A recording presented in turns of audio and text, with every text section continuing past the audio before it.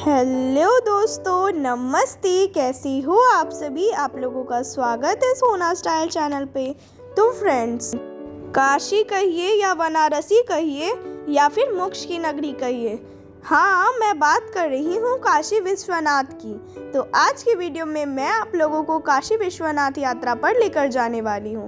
ओम नमः शिवाय, हर हर महादेव। वीडियो की शुरुआत करने से पहले मेरे इस वीडियो को लाइक कर दें, मेरे चैनल को सब्सक्राइब करके बेल आइकन ज़रूर क्लिक कर दें। तो चलिए बढ़ते हैं। सिर्फ 3 दिन के लिए भूल जाओ अपने ऑफिस को, अपने काम को और अपने कॉलेज और स्कूल को, और चलो मेरे साथ काशी विश्वनाथ से मिलने को, यानी कि दर्शन करने को। वाराणसी में 3 स्टेशन हैं, लेकिन सबसे सुविधाजनक और सबसे प्रमुख स्टेशन है वाराणसी जंक्शन।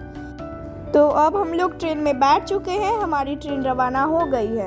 हम वाराणसी स्टेशन पे पहुंच चुके हैं। अब हम लोग सबसे पहले अपने रहने का ठिकाना ढूंढते हैं। तो आसी घाट के पास आपको बहुत सारे मठ आश्रम मिल जाएंगे, जिसका किराया आपको पर पीपल 350 रुपये लगेंगे। कुछ होटल और आश्रम भी बने हुए हैं, जिसमें डॉर्मेटरी रूम्स होते हैं, जिसका किराया पर बेड आपको 250 रुपये पड़ेंगे। रेलवे का रिटायरिंग रूम भी रहता है, आप वहां पर भी जा सकते हैं। अगर आपको मुफ्त में रहना है तो वो भी यहाँ पे उपलब्ध है। काशी अन्नपूर्णा काशी अन्न क्षेत्र ट्रस्ट में जा सकते हैं, यहाँ पर फ्री में भोजन भी खिलाया जाता है। तो चलिए अब चलते हैं। यदि आप काशी के गंगा घाट का आनंद उठाना चाहते हैं तो किसी भी हो काशी के गंगा घाट के आसपास के होटल को प्राथमिकता दें। अगर आप गंगा घाट के किनारे का होटल लेंगे तो आपको 1000 तक रुपए का होटल पड़ेगा। तो फ्रेंड्स, मैंने आपकी रात रुकने की व्यवस्था कर दी है। आप अपने बजट अनुसार जल्दी से आप काशी विश्वनाथ आ जाइए और होटल में चेकिंग करवा लीजिए। बाबा विश्वनाथ का दर्शन करने से पहले हम लोग गंगा घाट में स्नान कर लेंगे। वाराणसी में टोटल 84 घाटें सुंदर बनी हुई हैं। हर घाट की अलग अलग पौराणिक कथाएं हैं। बाबा विश्वनाथ मंदिर से सबसे नजदीकी है दशाश्वमेध घाट। तो अभी हम लोग दशाश्वमेध घाट पहुंच चुके हैं।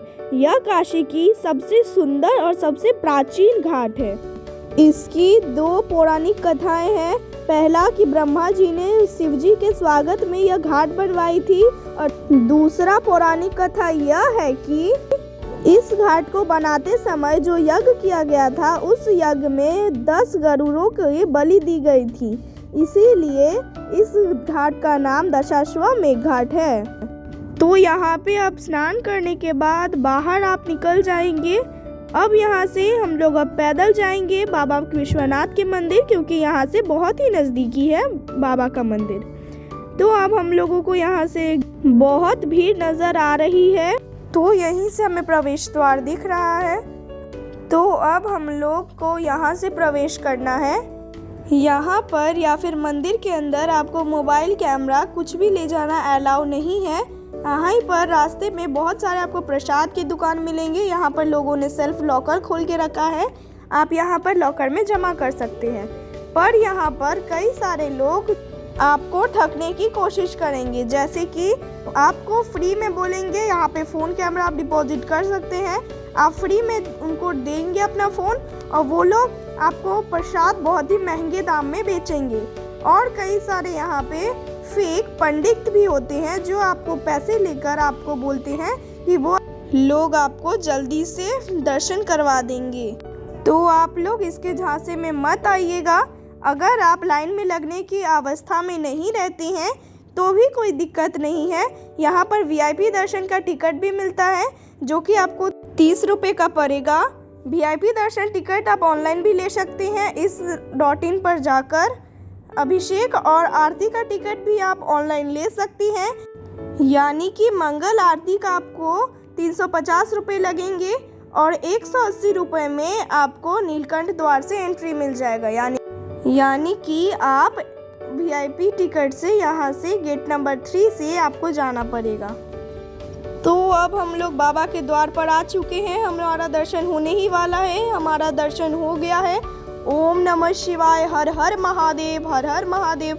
आपको थोड़ी देर के लिए भी इधर उधर नहीं देखना है, बाबा पर अपनी नज़र टिका के रखनी है। उनको स्पर्श करके हम लोग बाहर आ जाते हैं। अब आसपास मंदिर को पूरा घूमते हैं।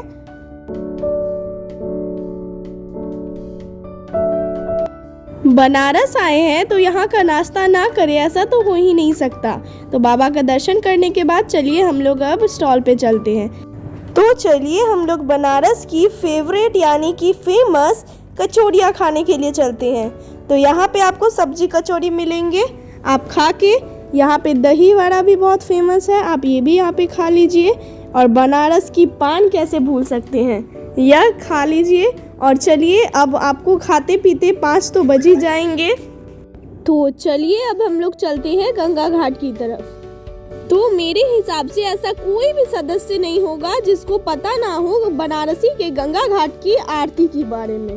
तो चलिए हम लोग चलते हैं आरती देखने के लिए। यहाँ पर कई सारे कुर्सियाँ लगे हुए रहते हैं, मगर पहले से ही लोग आकर यहाँ पर अपना हक जमा लेते हैं और कई सारे लोग नाव पे साइड से भी देखते रहते हैं। तो हम लोग जल्दी से जाकर अपना जगह ले लेते हैं। तो हम लोग अब चेयर पे बैठ चुके हैं, आरती भी शुरू हो गई है। हम लोग अब आरती का आनंद लेते हैं। आरती को देख के मन प्रसन्न हो गया। अब अपने होटल की तरफ हम लोग आ गए हैं। होटल में अब हम लोग रात में सो जाते हैं। तो अब सुबह हो गए हैं। अगर आप चाहें तो आप अभी जा सकती हैं गंगा में नहा के, आप सूर्योदय देख लीजिए। देखने के बाद अब आपको अगर फिर से बाबा विश्वनाथ का एक बार और दर्शन करना है तो कर लीजिए। और यहाँ पर आप और घूमना चाहते हैं तो आप एक दिन और रुक जाइए, नहीं तो आप घर के लिए निकल सकते हैं। तो आज की वाराणसी की यात्रा की यहीं पे समाप्ति करते हैं। अगर आपको आज की वीडियो अच्छी लगी तो लाइक करें, कमेंट में अवश्य बताएं। अगर आप मेरी चैनल को पहली बार देख रहे हैं तो सब्सक्राइब ज़रूर कर दें। मिलते हैं आपको कल की नेक्स्ट वीडियो में, तब तक के लिए thanks for watching, take care all of you, bye.